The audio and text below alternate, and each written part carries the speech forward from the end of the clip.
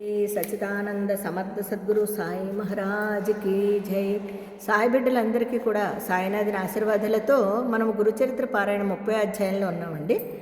నిన్న చూశారు కదా, ఆ సావిత్రి భర్తను తీసుకుని ఆయన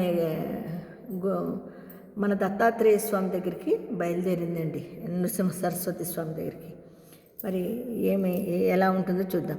సావిత్రి తన భర్తకు శ్రమ కలుగకుండా పల్లకీలో మెత్తని పడక ఏర్పాటు చేసి బొయ్యిలను మెల్లగా నడవమన్నది. చూడండి, పలక ఎక్కించుకుంది, ఇద్దరిని పెట్టుకుంది పలక మోయడానికి. ఈ విధంగా వారు 3 రోజులు ప్రయాణం చేసి గంధర్వ నగరము సమీపించారటండి. సావిత్రి అక్కడక్కడ పల్లకి దింపి శ్రీగురుని గూర్చి విచారిస్తున్నది. అంత దూరము ప్రయాణం చేసి దస్సినందున, అంటే ప్రయాణము చేసి అలసినందున వలన దత్తునికి రోగబాధలు ఎంతో తీవ్రమయ్యాయటండి. చూడండి, మరి పాపం పలకీలో తీసుకుని ఆమె నడుచుకుంటూ దత్తుని దగ్గరికి వస్తుంది కదా. ఈ ప్రయాణంలోని శ్రీగురుని దర్శించాలన్న ప్రయాణంలో 3 రోజులు గడిచిపోయిందండి. ఈ 3 రోజులు అనారోగ్యంతో ఉన్న అతనితో ఎన్ని ఇబ్బందులు ఉంటాయండి. పాపము ప్రయాసపడుతూ ఆ 3 రోజులు సావిత్రి అక్కడక్కడ పల్లకి దింపుకుంటూ శ్రీగురుని గురించి విచారిస్తూ అంత దూరం ప్రయాణం చేసి అలసిపోయడం వల్ల ఆ దత్తునికి రోగబాధలు ఎంతో తీవ్రమయ్యాయి. అవసాన దశ సమీపించిందా అన్నట్లు అతడు బాధతో గిలగిలలాడుతున్నాడటండి. అలుగు పల్లకిని గంధర్వపురం చేర్చి అక్కడొక చోట దింపి సావిత్రి త్వరగా వెళ్ళి శ్రీగురుడు ఎక్కడ ఉంటారని ఆ ఊరి వారిని విచారించిందండి. ఎలాగోలాగా ఒక చోట దింపి అక్కడ గంధర్వపురం వచ్చేసారండి. వచ్చేసిన తర్వాత అక్కడ దింపి సావిత్రి పాపం ఆయన శ్రీగురుడు ఎక్కడుంటారని అందరినీ విచారిస్తూ ఆ ఊరి వారిని విచారించింది. వాళ్ళు స్వామి అనుష్ఠానికి సంగమం వద్దకు వెళ్ళారని చెప్పారు. అతనిని అక్కడకు తీసుకువెళ్దామా అని సావిత్రి పల్లకి వద్దకు వచ్చేసరికి దత్తుడు మరణించాడట. అయ్యయ్యో, చూసారా, పాపం ఆమె గుండెలు బాదుకుంటూ ఏడుస్తున్నది. ఆమె పెట్టుకున్న ఆశలన్నీ పటాపంచలైపోయాయి.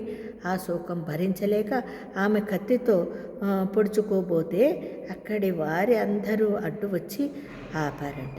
ఆమె దుఃఖిస్తూ, అయ్యో స్వామి, నాకు ఇదేమి గతి? శ్రీ గురుమూర్తి, మీరు ప్రాణరక్షకులని తలచి గంపెడాశతో ఇంత దూరము కాళ్ళీడ్చుకుంటూ వచ్చాను. కానీ నా పని దైవానుగ్రహం కోసం వెళ్ళిన వాని మీద ఆలయం విరిగిపడ్డట్లు, నీడను చేరబోయిన వాని మీద ఆ చెట్టు విరిగిపడినట్లు, మంచినీటి కనిపోయిన వాడు మొసలి నోటబడ్డట్లు నా భర్తను బ్రతించుకోవడానికి ఇక్కడకు వచ్చిన నేను అతనిని పోగొట్టుకున్నాను. నా గతి పులిబారి నుండి తప్పించుకున్న ఆవు గోమాంసము తినే యవనుడి పాలిట. చూడండి ఎంత పాప రోధిస్తుందో ఆ తల్లి.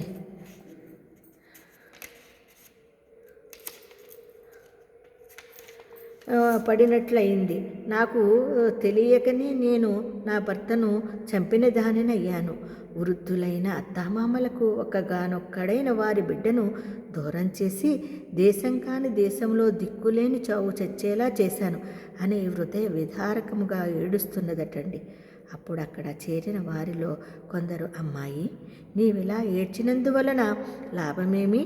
విధి లిఖితము విష్ణువు అయినా విడిచిపెట్టుతుందా అని తెలియచెప్పాలని చూచారట. కానీ వయస్సులో చిన్నదైన ఆమెకు అతని సాహచర్యంలోని మధురమైన స్మృతులు గుర్తుకు వచ్చి ఆమె హృదయాన్ని కలిచివేస్తున్నాయట. ఆమె దీనాది దీనంగా, వారందరితో, అయ్యలారా, ఇప్పుడు నేనెక్కడ ఎవరి అండన ఉండాలి? నా ప్రాణనాథుడు మరణించాక నేనిలా బ్రతికేది? నా భర్త వంటి సుగుణ సంపన్నుడు ఈ లోకములో మరెవ్వరూ లేరు. చిన్నప్పుడు గౌరీవ్రతము, వివాహమయ్యాక భవానీ పూజలు, అఖండ సౌభాగ్యవ్రతము అన్నీ ఎంతో శ్రద్ధగా చేశాను. ఆ పుణ్యమంతా ఏమైపోయింది? నా మాంగళ్య రక్షణ కోసము నా నగలన్నీ వదులుకున్నాను. అందుకు ఫలితం చివరికి నాకు ఏ పసుపు తాడైనా దక్కకపోవడమేనా అని దుఃఖిస్తూ ఆ శవము మీద పడి స్వామి, నన్ను విడిచి ఎక్కడకు పోయారు? మీరు లేకుండా నేను ఎలా బ్రతకగలను? అయ్యో, ఈ వార్త విన్న వెంటనే మీ తల్లిదండ్రులు మరణిస్తారు. వారి బిడ్డను ఎలాగైనా బ్రతికించుతానని వారిని నమ్మించి మిమ్మల్ని ఇక్కడకు తీసుకువచ్చాను. నేను ఈ పని చేసినందువల్ల 3 ప్రాణాలను తీసిన దోషినయ్యాను. నేనిప్పుడు వారికి ముఖమిలా చూపించేది?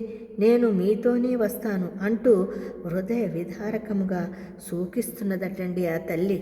ఇంతలో అక్కడకు మెడలో రుద్రాక్షమాల, చేతిలో శూలము, శరీరము నిండా భస్మము ధరించిన ఒక తపస్వి వచ్చి సావిత్రికి ఇలా వివేకము ఉపదేశించాడు. పిచ్చిదాన, నీవిలా ఏడ్చి ఏమి ప్రయోజనము? నొసటి వ్రాత మారదు కదా. పోయిన ప్రాణము తిరిగి వస్తుందా? ఈ భూమి మీద చనిపోకుండా శాశ్వతంగా ఎవరు నిలుస్తారు? అయినా ఇతడెక్కడికి పోయాడనుకుంటున్నావు? ఆలోచించు అంటూ చెప్పారటండి. మరి అందరికీ జై గురుదత్త, శ్రీ గురుదత్త. 30 అధ్యాయంలో ఉండండి. కత్తిమది రేపు చెప్పుకుందామా? అంతవరకు అందరికీ సాయిరామండి.